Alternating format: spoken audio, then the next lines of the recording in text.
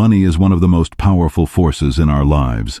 It shapes our choices, our priorities, and often our peace of mind. In today's world, financial stress has become almost universal.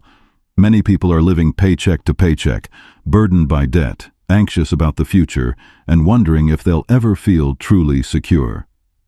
Yet over 2,000 years ago, Jesus spoke words that still hold the key to peace, words that go far deeper than budgeting or saving.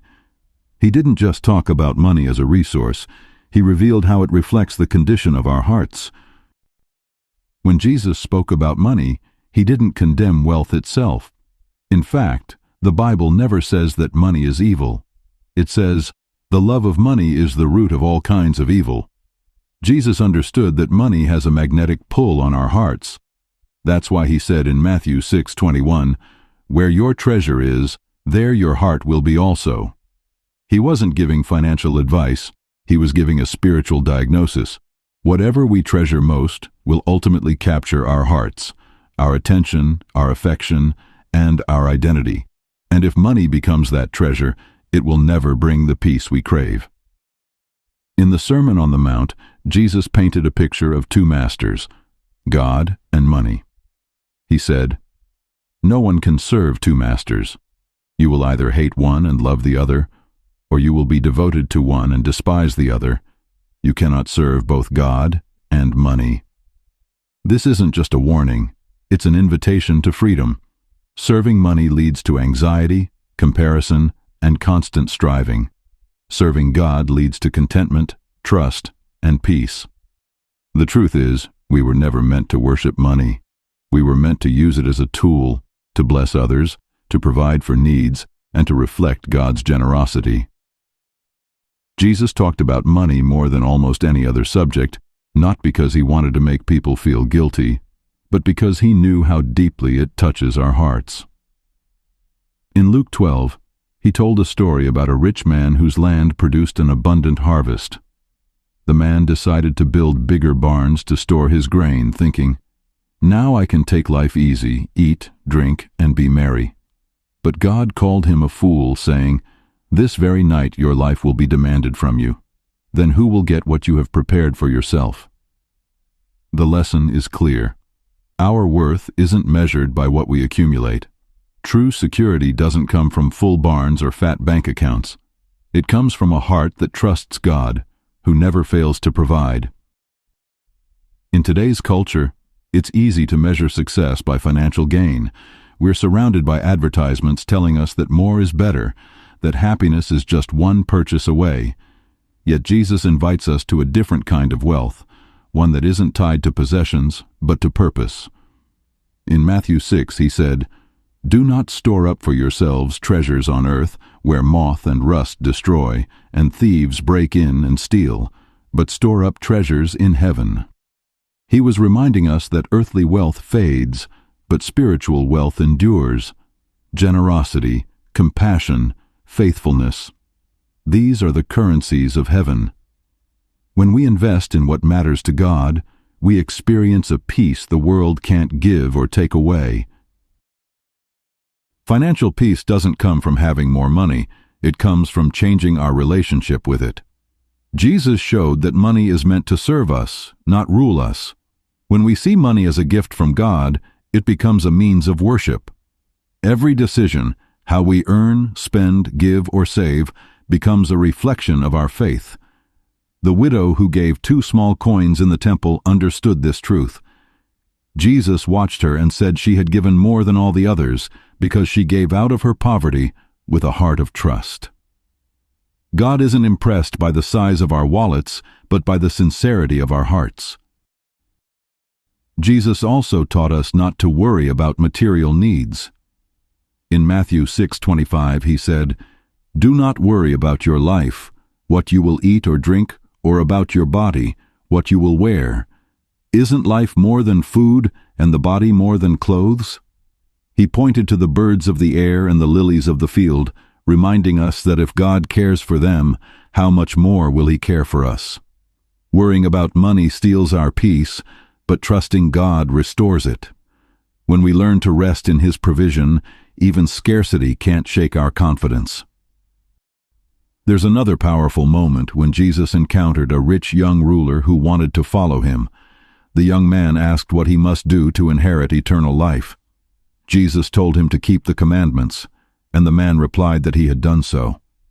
Then Jesus said something that pierced his heart. "Go, sell everything you have and give to the poor, and you will have treasure in heaven. Then come, follow me." The man went away sad because he had great wealth. This story isn't about God demanding poverty. It's about revealing where our loyalty lies. The man's possessions had possessed him. Jesus wasn't asking him to lose everything. He was offering him freedom from the one thing holding him back. Financial peace begins when we surrender control. When we acknowledge that everything we have, our income, our possessions, our opportunities, belongs to God, we stop clinging so tightly. Generosity becomes easier. Gratitude replaces greed.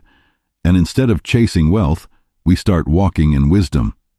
Proverbs 3:9 says, "Honor the Lord with your wealth, with the first fruits of all your crops." This principle isn't just about tithing. It's about putting God first in every financial decision. When we do, we're reminded that He is our source, not our savings account. Jesus also spoke about stewardship through the parable of the talents. A master entrusted his servants with different amounts of money before going on a journey. When he returned, he rewarded those who had used what they were given wisely and productively. The message here is that God calls us to be faithful stewards of whatever resources He places in our hands, whether much or little. Financial peace doesn't mean we stop working hard or planning wisely. It means we manage what we have with integrity, using it to serve others and glorify God, rather than being mastered by it. In the book of Luke, Jesus praises a dishonest manager for his shrewdness, not his deceit, showing that wisdom and foresight matter. God values responsibility, not recklessness. He expects us to be thoughtful, disciplined, and generous with what we've been given, but He also wants us to remember that no amount of strategy can substitute for trust in Him. You can have the best financial plan and still feel empty if your heart isn't anchored in faith. It's worth noting that Jesus Himself lived simply. He owned no property, carried no wealth, and depended on the hospitality of others. Yet He was never in need, and He always gave freely, healing, feeding, teaching, and blessing those around Him.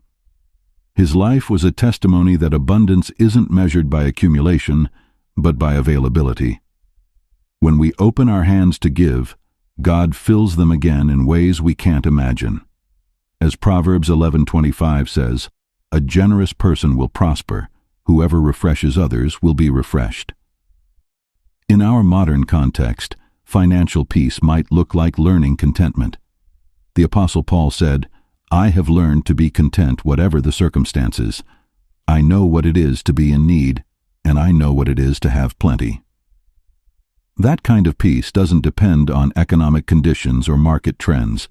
It's built on a steady trust that God's grace is enough. When we practice gratitude, generosity, and stewardship, we begin to live out Jesus' teaching that life does not consist in the abundance of possessions. Imagine what would happen if more people lived by these principles. Instead of competition, we'd see compassion. Instead of envy, we'd see encouragement. Instead of stress, we'd see peace. Our financial systems might still fluctuate, but our hearts would remain steady, anchored in the eternal truth that God provides. Jesus' message about money isn't about guilt. It's about freedom. It's about breaking the chains of worry and greed and learning to walk in trust.